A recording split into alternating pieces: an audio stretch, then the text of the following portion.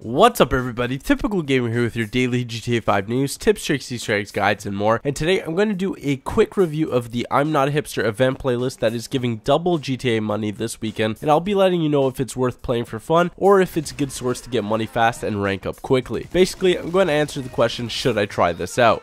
So real quick, this playlist became available with the I'm Not a Hipster update and gives double the GTA money specifically for this weekend, which is Friday, June 20th to Sunday, June 22nd, which leads to the question, should you try it out and is it worth your time? Well, I did the research for you, and before I go in depth, my answer is that yes, you should try it out because it's pretty fun, and yes, it could be worth grinding for money and RP. There are a few pointers that you have to review before you do dive into it, such as how good of a GTA 5 player are you in terms of teamwork, shooting, parachuting, and racing. If you want to know specifics, be sure to stay tuned and watch the rest of the video. Now, let's jump right into it.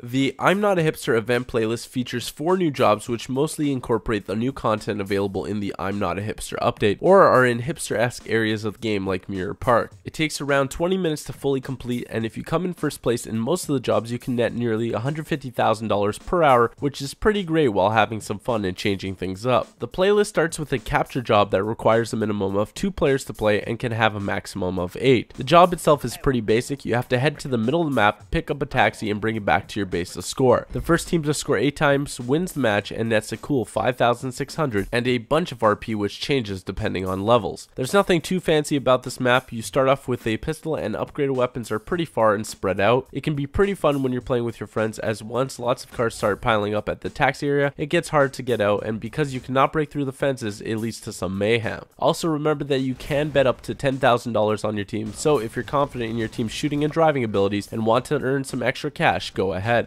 Next up, we played a last team standing map in East Vinewood that again was pretty basic. The min-max amount of players was the same as the first, except this time you could use any weapon that you own. My tip for this job is to call Lester and hide yourself from the radar. I did this and got a triple kill to win the game almost instantly, which was pretty awesome. An easy job to net almost $7,000, a bunch of RP, and some betting money as well if you're confident. Third up, we have a parachuting job over Mirror Park, which is pretty basic as well. It only takes a minimum of 1 player to start, but has a max of 8 like the previous jobs. Nothing too special about this job, just take your time and hit the center of the rings for the most points. I will say though that the final area they have to get to is pretty tough. I tried to wrap around and failed, and I know people who went straight for it hit trees and failed, so use extreme caution when trying to hit the bullseye. First place nets around $9,000 and a bunch of RP as well.